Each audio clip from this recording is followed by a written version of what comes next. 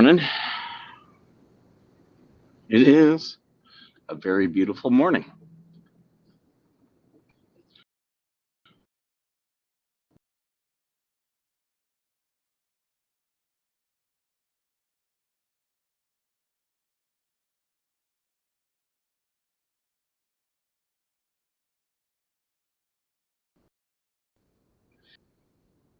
Rain always smells good.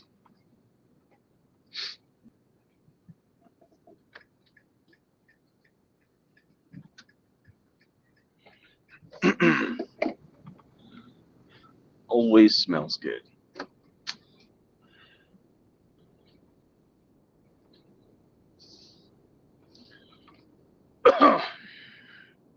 How are you all doing? I'm doing all right. It is, hey, Paul, good to see you. Yeah, it is smelling great out here. It started yesterday. I got a little bit caught in a rain shower. Like it only lasted a few minutes. But it must have rained last night because everything is like it doesn't it doesn't like it'll get soaked, but then an hour later, like everything's dry, but you can tell that it rained. Um, like if you were to dig down in the ground, you'll see a noticeable difference in the sand. It's like more compact. It's damp, and the sand does hold in the water pretty well. That's why if you add water to this landscape, it's very fertile, very fertile. So yeah.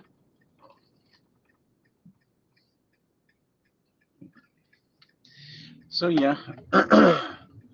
And it's only going to be, I think, 98 or 99 today, which is beautiful. Love it. Love it. It's hot, but not so hot that you can't function.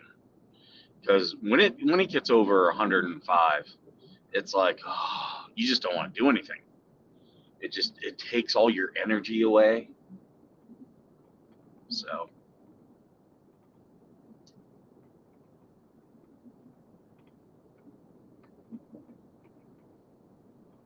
but yeah.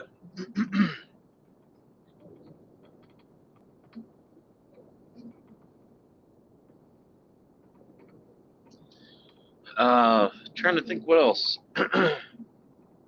What else was in the news that I was discussing with my mom this morning. Um, so many people are giving Caroline Levitt hate. It's like the woman just had a baby. Let her be. She wants to step away from the job for a bit. That's fine. Like I just don't get these people. It's like I get it. You hate Trump. We know. Oh, they're exhausting. Just crazy exhausting. Oh, thank you for the Sunday, Jim Baroque. I appreciate that. Very, very nice. I got a copyright strike on the video 2 days ago because we showed the one video and it played the Beastie Boys song.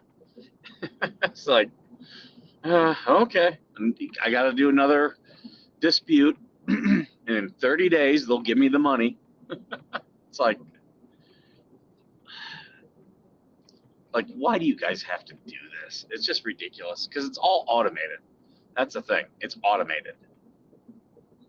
And what I'm doing is clearly fair use. I don't see Grim here this morning. Grim, aka Irish Man, but he had John Grimm's very upset. John banned him from the group. So yeah, he had him very upset. My mother's going through chemotherapy. Okay, and what does that got to do with us?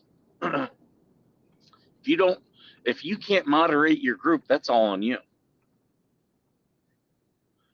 We gave a ton of shit to the Biden administration press secretaries, but on things that were fair.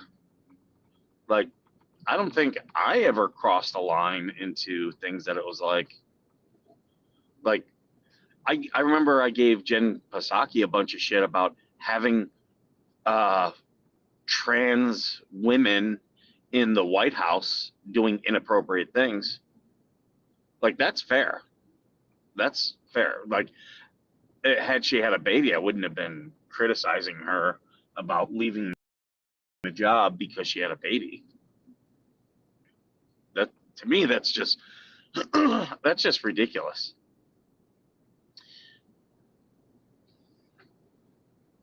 Women should be having babies. We should be celebrating that. AOC came out this week and said she froze her eggs. That is incredibly smart. Very smart. And I'm not a person who normally talks about AOC doing smart things, but I will give credit where credit is due. Every young woman, if you're a young woman, you're watching this, and you're in your 30s, you should be freezing eggs. Just because someone is dealing with something like that doesn't mean they can act like a dick towards others. Oh, you talk about John? Yeah. And John was acting like a dick. Yep. AVA needs our prayers. I didn't see. Is there something going on with AVA? I do want to give a shout out. There is a veteran out there. He watches the show. He reached out to me several months ago, like almost a year ago, I believe it was, and he had a mobility scooter, and I remember I took it to the show and said, "Hey, if anyone needs this mobility scooter, reach out to us." I do know he had surgery and has been left a paraplegic, is what I'm told. And I've asked for a way to be able to send him some things and he still has the scooter. So if you know of a veteran that needs a mobility scooter, let me know, because we do have some available. But on the flip side, this veteran, even that his medical issue has gotten so much worse, he's still thinking of others. And these are the veterans I like taking care of. So if I get permission to discuss his information and where he's at, I want to. From what I understand, he's in a hospital or a facility. I want to send him some things, and if you guys want to be a part of it, great. If you don't, that's okay too. But I'm going to send him some things and let him know that he is a part of this community. We appreciate him and his selflessness. So just FYI, I got seen the email a couple days ago, but I didn't get a chance to open it, and because I had business things that were popping off. I've got a lot of business things happening right now. It is crazy, and they're all very doable things. So we'll see which ones happen, but yeah, I'm like, the government has got a lot of things out there. They want vehicles, and I'm like, okay, I'll buy vehicles and sell them to you. That's not a problem. So we're talking about that. But with this veteran, yeah. So if you know of anyone who needs a mobility scooter, reach out to me. Let me know. We'll see what we can do to get this going. So, trying to think what else.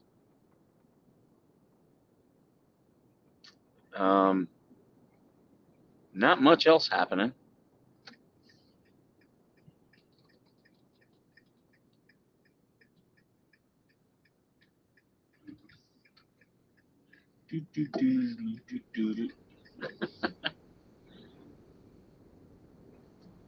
But yeah, so a lot of things hitting at once. which has been okay because it's been a slow news day. But yeah, I'm still seeing people complaining about these political polls, and it's like, well, like Polymarket put out a thing that said Francesca Hong was pretty much a guaranteed shoe-in to win. Like they had their little needle 95%. Those prediction needles, look, guys, those are bullshit. I hope everyone knows that is pure speculation. That's just how people are. I will say this: it's people putting their money where their mouth is. But if you're doing it based upon polls that are, um, that are wrong, you're going to get burned. And that's what you're seeing out of a lot of this stuff. Uh,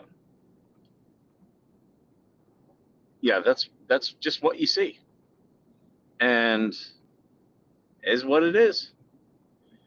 So, you know, I will follow these markets, but I understand like these prediction markets are very easily manipulated. Well, they can be manipulated. I shouldn't say easily. It's just like the stock market. The stock market can be manipulated. Hey, Greg, good to see you. Yeah, the stock market can be manipulated. You get these hedge funds that go in and short companies. That was the whole thing of the meme stocks.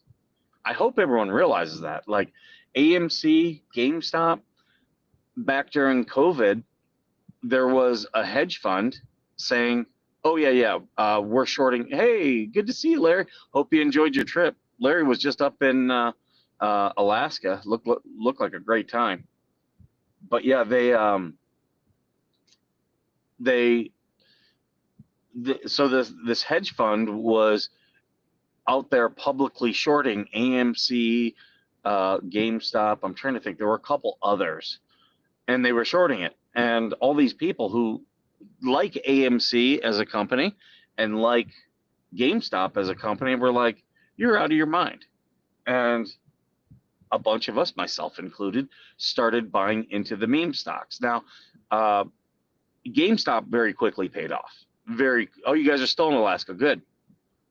Um, I have not checked my messages, Joan. I apologize. I will check them.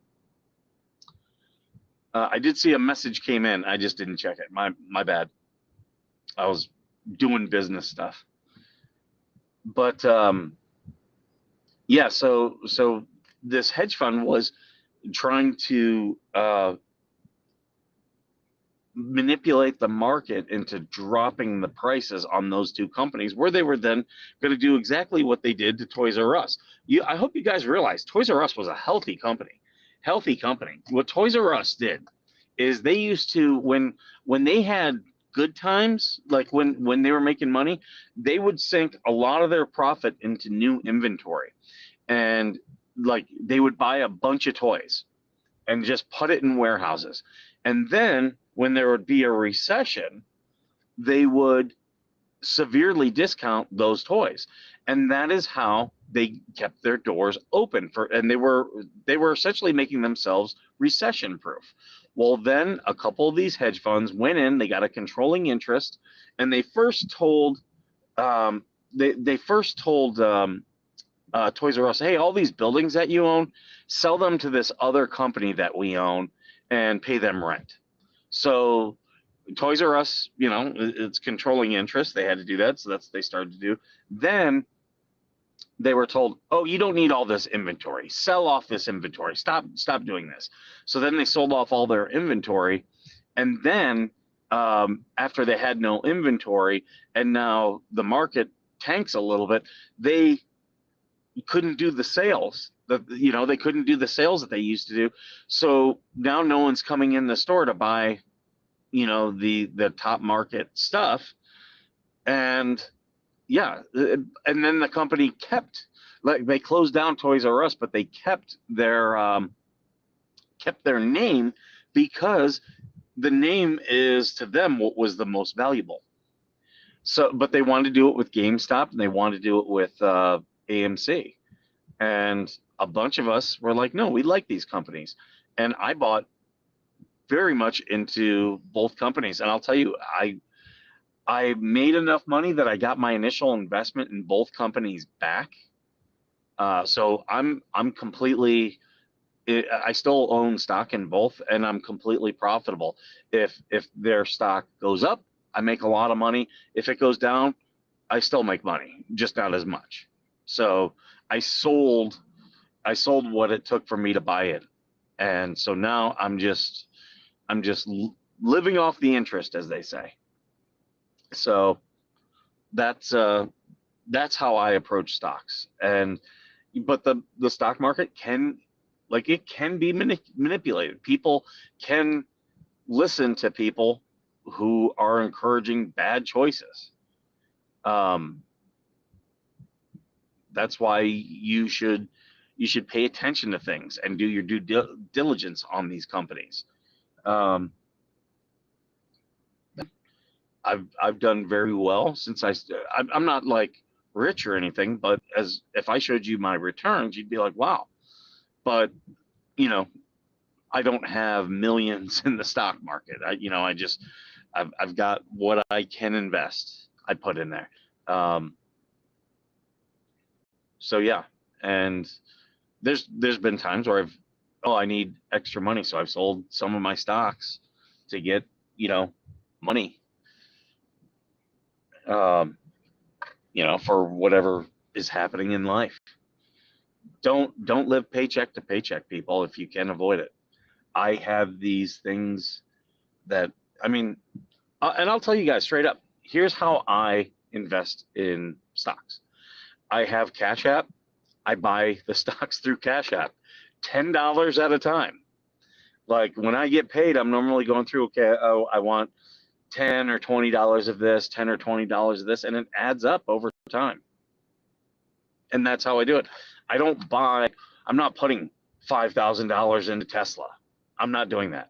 It's, oh yeah, I'll buy $10 of Tesla. I'm going to buy $10 of AMC. I'm going to buy $10 of Apple, and that's how I do it, all through Cash App.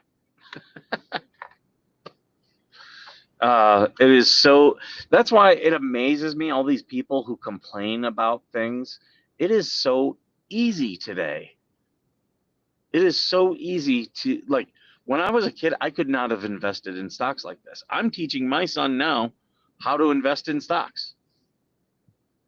That was things my dad couldn't teach us. Like, he started to when I was a teenager, like, we had money that we put into mutual funds where someone else was investing it for us. And I was able to then track, okay, here's how much the mutual funds are making. So when I started really getting serious about stock investing, it was, I wasn't completely stupid on the subject. My dad had laid the groundwork, and I'm doing it with my son at a much younger age. And that's how people. It just boggles my mind. Like, people make excuses on why not to do things. Like I was talking yesterday with these young people not buying homes. Buy a starter home. A starter home is a broke down. So AVA is in the ER after not being able to walk 3 days and being in incredible pain. Part of the injury is a torn Achilles. Oh, okay, I didn't know that. I don't know if he said that in our little chat that we have, but I missed it. I'll reach out to him, see if he needs anything. But yeah, all these young people don't want to buy starter homes. Well, that's in a bad area. Yeah. Okay.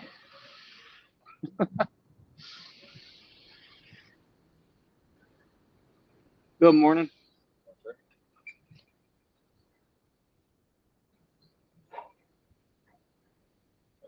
Thank you. Take care.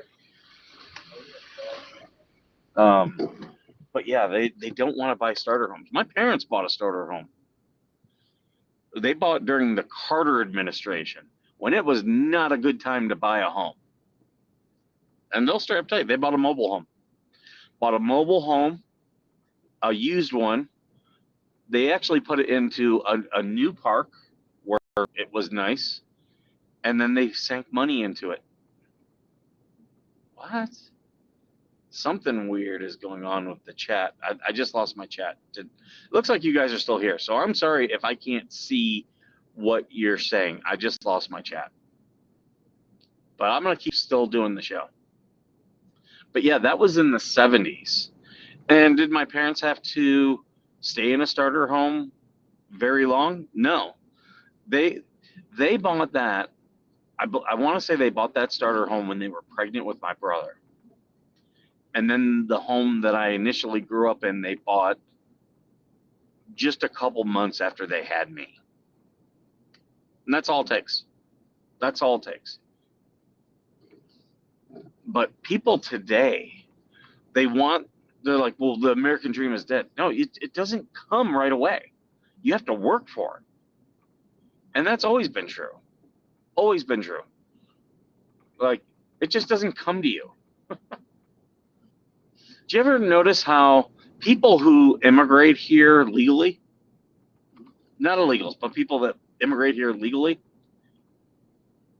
have no problem with the American dream? And that is because where they're coming from, most times, a lot of these people are coming from third worlds and places like that, where they have to struggle to survive. Like, they don't have the option. It's you do these things or you die. Okay? And they get here where it's so much easier to survive here. Our poor people are fat as fuck. Okay? It is so easy to survive in the United States. Look at all the. I saw a video yesterday about a woman saying she would rather be homeless than have a 9-to-5 job. Okay, and that's a choice. That is a choice that you have here in the United States. It's an absolute choice.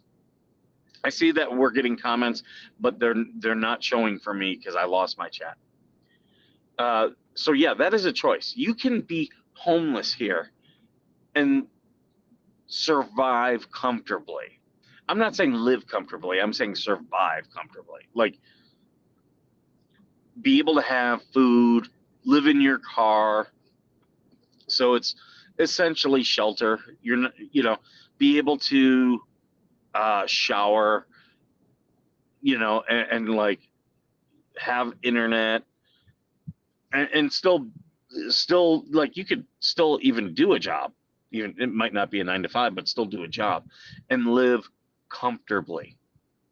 You can do that here. And when immigrants, and it's always the legal immigrants who do well, because they're coming here not to take advantage of the social programs, but to thrive. They are coming here to thrive, and they do on like crazy levels. Indian people are the what do I say, the single biggest ethnicity to come to the US and be successful. Like, a lot of them come and they're poor in India, and they're dealing with a caste system that's very hard, and not even it's not even easy. They can't break out of it.